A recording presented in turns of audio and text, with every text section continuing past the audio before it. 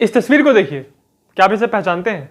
ये है फिडेल कास्ट्रो, जो कि क्यूबा के साल 1959 से लेके 1976 तक प्राइम मिनिस्टर थे। क्यूबा अमेरिका के नीचे एक छोटा सा कंट्री है, बट इस कंट्री के इस प्राइम मिनिस्टर को लेके अमेरिका को बहुत दुश्मनी थी और उन्होंने बार बार इस आदमी को मरवाने की कोशिश की। इनफैक्ट एक बार फिडेल कास्ट्रो ने खुद मजाक करते हुए कहा था कि अगर इन जानलेवा हमलों से बचना एक ओलंपिक कॉन्टेस्ट होता, एक स्पोर्ट होता, तो इसमें मुझे गोल्ड मेडल मिलता। क्यूबा की जो काउंटर इंटेलिजेंस एजेंसी है, उसके एक फॉर्मल चीफ ने भी कहा था कि कुल मिला के फिडेल कास्ट्रो के ऊपर 638 अटेम्प्ट्स किए थे अमेरिका की गवर्नमेंट ने इनको मारने के लिए। इस बात से साफ पता चलता है कि अमेरिका बस मारना चाहते थे फिडेल कास्ट्रो को। उन्होंने हर चीज ट्राई की, बॉम्ब्स, बुलेट्स, किडनैप करवा के, जहर देके, बहुत सारे पैसे लगाए, बट वो कभी कामयाब नहीं हुए। इस सब के दौरान एक आदमी था, उसका नाम था फेलिक्स रोड्रिगेज। उसने आके अमेरिकन गवर्नमेंट को बोला कि आप मुझे बस एक बंदूक दो, मैं इस आदमी का काम तमाम कर दूंगा। तो ये जो पूरी फिडेल कास्ट्रो की जो प्रॉब्लम थी, इसका सॉल्यूशन उस आदमी ने दिया, 1 मैन 1 गन 1 बुलेट। और ये प्लान फिर कैसे हुआ, इसके बारे में इस वीडियो में बात करें। कहानी शुरू होती है 1950s के एक आदमी से जो क्यूबा में रहता था और उसका नाम था फेलिक्स रोड्रिगेज। वो उस समय छोटा था और उसके जो चाचा थे वो काफी गवर्नमेंट में काफी सीनियर पोजीशन पे थे। इनफैक्ट वो उस समय के क्यूबा के प्राइम मिनिस्टर के बहुत खास थे। तो उन्होंने फेलिक्स को पढ़ने के लिए अमेरिका भेज दिया, जैसे कि हम आज भी करते हैं, अपने बच्चों को अमेरिका, कनाडा, यूके भेज देते हैं। तो उन्होंने सोचा कि क्यूबा में हालात अच्छे नहीं है, अपने बच्चों को अमेरिका भेजते हैं। अब फेलिक्स आ गए, अमेरिका में पढ़ाई कर रहे थे, बट 1959 में क्यूबा में फिडेल कास्ट्रो ने सरकार का तख्ता पलट कर दिया। जो समय प्राइम मिनिस्टर थे, उनका नाम था फुलजेंशियो बटिस्टा, उनकी सरकार गिरा दी और खुद उन्होंने पावर ले ली। जब ये बात पता चली फेलिक्स को, तो उनको बहुत दुख हुआ, क्योंकि वो फिडेल कास्ट्रो को एक अच्छा इंसान नहीं मानते थे। उनको ये लगता था कि ये पूरे देश को कम्युनिस्ट बना देंगे और बर्बाद कर देंगे। उसके साथ साथ फेलिक्स का पर्सनली भी बहुत नुकसान हुआ था, क्योंकि जैसे मैंने पहले कहा, फेलिक्स के जो चाचा थे वो उस समय के प्राइम मिनिस्टर के साथ उनके अच्छे रिलेशंस थे। तो जब फिडेल कास्ट्रो ने प्राइम मिनिस्टर को पावर से हटाया, तो जितने भी फेलिक्स के फैमिली के इंपॉर्टेंट मेंबर्स थे, या तो उनको पकड़ लिया गया या उनको मार दिया गया। तो इसीलिए अब फेलिक्स के मन में बहुत बदले की भावना थी कास्ट्रो के लिए। तो उसने कहा कि किसी तरह तो मुझे कास्ट्रो से बदला लेना है। तो डोमिनिकन रिपब्लिक में एक ग्रुप बन रहा था जो एंटी कास्ट्रो था। उस ग्रुप का नाम था anti communist legion of the Caribbean. इस ग्रुप ने यह प्लान किया कि वो क्यूबा को इन्वेड करेंगे और फिडेल कास्ट्रो को पावर से हटाएंगे। तो जब ये मिशन प्लान हो रहा था, तो उसमें एक ग्रुप में फेलिक्स भी थे, और उस ग्रुप के जो कमांडर थे, उन्होंने कहा कि जो हम इन्वेजन करने जा रहे हैं क्यूबा में, उसमें हम आपको लेके नहीं जाएंगे। क्यों? क्योंकि जो कमांडर था वो फेलिक्स के बेस्ट फ्रेंड का फादर था, और उसको ये था कि या तो मैं अपने बेटे को लेके जाऊंगा इस इन्वेजन में, या तो फेलिक्स को लेके जाऊंगा। तो फेलिक्स की उम्र कम थी उस समय, तो फेलिक्स को लेके नहीं गए, अपने बेटे को लेके गए। और इस ग्रुप ने फाइनली इन्वेड किया क्यूबा को, बट फिडेल कास्ट्रो को ये हरा नहीं पाए, और ये जितना भी लोगों ने इन्वेजन किया था सबको पकड़ लिया गया, और जो बेस्ट फ्रेंड था फेलिक्स का, उसको भी कैप्चर कर लिया गया। 28 साल तक वो क्यूबा की जेल में था। तो इस तरह फेलिक्स का जो पहला चांस था बदला लेने का, वो नाकाम हुआ। वो वापस चला गया अमेरिका और उसने पढ़ाई कंटिन्यू की। अब साल आ चुका था 1960, और फेलिक्स अमेरिका में थे, पढ़ाई कर रहे थे, और उनके कान में उड़ती उड़ती एक बात पड़ी कि CIA और अमेरिकन गवर्नमेंट मिलके क्यूबा को इन्वेड करने जा रहे हैं। और इस चीज के लिए वो क्यूबा के 1400 से ज्यादा एग्जाइल जो थे, उनको ट्रेन कर रहे हैं। क्यूबा के एग्जाइल मतलब ऐसे लोग जो क्यूबा में रहते थे, बट वो भाग के अब अमेरिका में आ गए थे।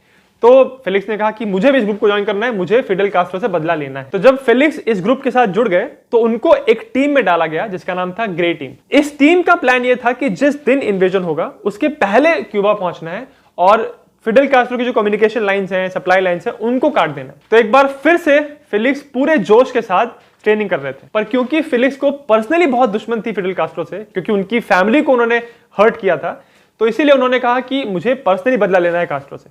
तो वो अपने बॉसेस के पास गए, CIA के बॉसेस के पास, और उनको कहा कि आप बस मुझे एक गन दे दें और फिडेल कास्ट्रो के पास पहुंचा दें, मैं खुद उससे निपट लूंगा, आपको कुछ करने की जरूरत नहीं है। इस समय फेलिक्स की उम्र थी सिर्फ 19 साल।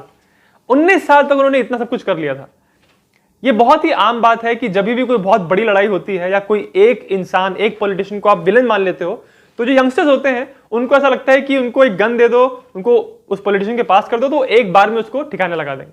ऐसा बहुत लोगों को लगता है। वर्ल्ड वॉर 2 के दौरान भी बहुत लोगों ने एक चीज हिटलर के लिए कही थी, मुसोलिनी के लिए, रूजवेल्ट के लिए, चर्चिल के लिए, कि आप उनके पास पहुंचा दो, मैं उसका निपटारा कर दूंगा। ऐसे बहुत सारे यंगस्टर्स सोचते हैं, परंतु फेलिक्स की बात पे CIA के बॉसेस की नजर गई, क्योंकि पहली चीज तो ऑब्वियसली क्योंकि उनकी फैमिली अटैच थी क्यूबा के साथ, उसके अलावा फिलिक्स ने ट्रेनिंग में बहुत अच्छा परफॉर्म किया था।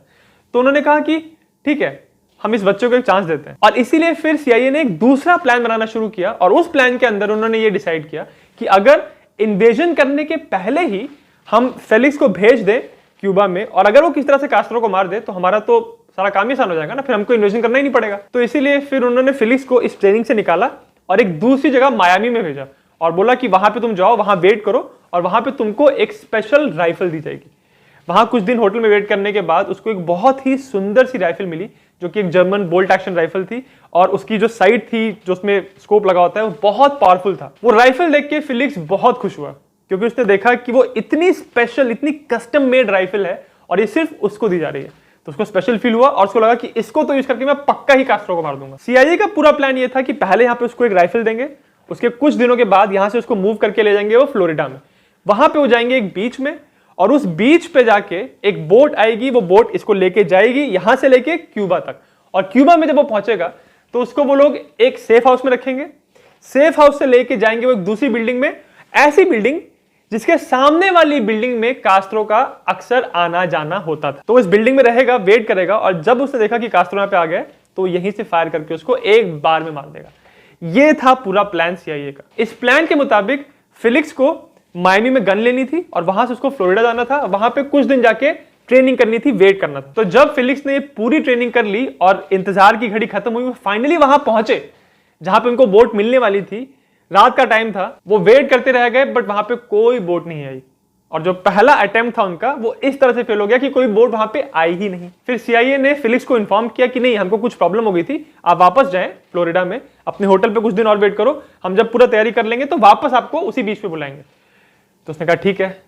कुछ दिन और गुजरे और उसको बुलाया गया कि हाँ, अब हमारी बोट रेडी है, आप आओ बीच पे और आपको ये बोट लेके जाएगी। तो फिर वापस जब फिलिक्स उस बीच पे पहुंचे और बोट का वेट कर रहे थे, तो बहुत देर के बाद उनको एक बोट नजर आई। पर जब वो बोट नजदीक पहुंची तो फिलिक्स को रियलाइज हुआ कि एक नॉर्मल बोट नहीं है, बहुत बड़ी बोट है, और ये वो बोट नहीं है जो इनको लेने के लिए आई है।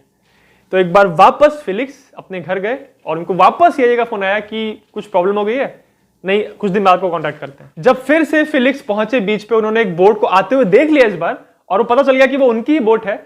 वो बोट आते आते रास्ते में अचानक से रुक गई, और फिर इनको फोन कर दिया गया और बोला कि तुम वापस जाओ, उस बोट की इंजन में कुछ प्रॉब्लम हो गई है। अब जब वो वापस होटल पहुंचे तो बहुत फ्रस्ट्रेट हो रहे थे कि क्यों ये बार-बार ऐसा कर रहे हैं, ये तीसरी बार हो गया कि इन्होंने हमको बीच पे बुलाया फिर बोट नहीं दी। बट इस बार फिलिक्स को फोन आ गया कि जो तुम्हारी गन है उसको कलेक्ट करने के लिए कोई आ रहा है, तुम उसको गन दे देना। अब फिलिक्स को समझ में आ गया कि CIA ने इस मिशन को ड्रॉप कर दिया है, क्योंकि उनसे गन ले ली जा रही है। तो बहुत दुख के साथ, भारी दिल के साथ फिलिक्स ने गन वापस कर दी। बाद में उसको पता चला कि CIA ने इस प्लान को इसलिए कैंसिल किया है क्योंकि वो रिस्क नहीं लेना चाहते थे कि अगर फिलिक्स इस मिशन में कामयाब नहीं हुआ और कास्ट्रो बच गया और फिलिक्स को पकड़ लिया गया, तो जनता के सामने आ जाएगा कि CIA इसमें इन्वॉल्व है, अमेरिका क्यूबा के लीडर को मारने की कोशिश कर रहा है।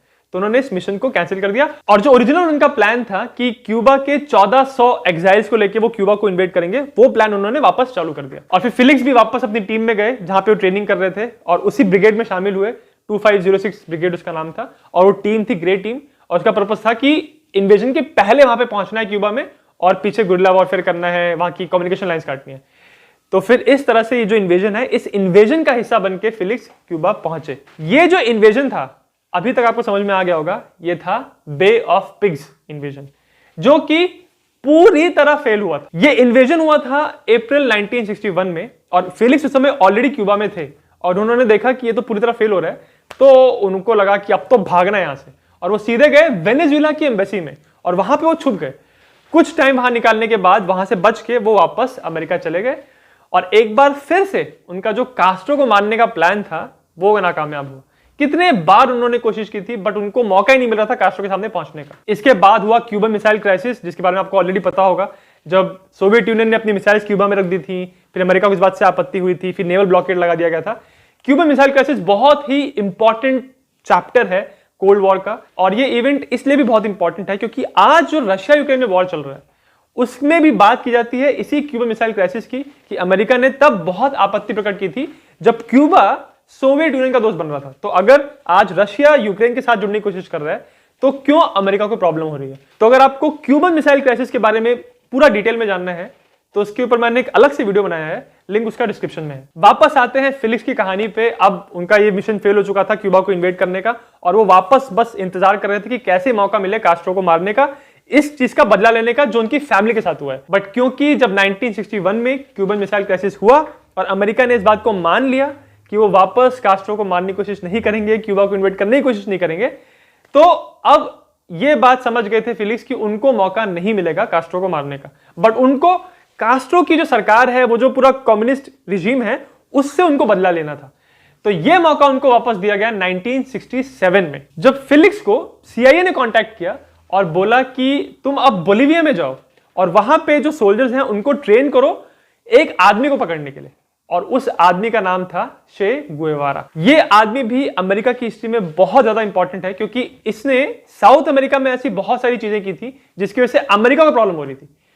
उस समय बोलिविया में जो सरकार थी वो अमेरिका की सपोर्टर थी। तो चे गुएवारा बोलिविया में गया और वहां के सोल्जर्स को वो ट्रेन कर रहा था अपनी सरकार को गिराने के लिए। और अमेरिका ऑब्वियसली चाहता नहीं था कि वहां की सरकार गिरे, क्योंकि वहां की सरकार अमेरिका की सपोर्टर थी।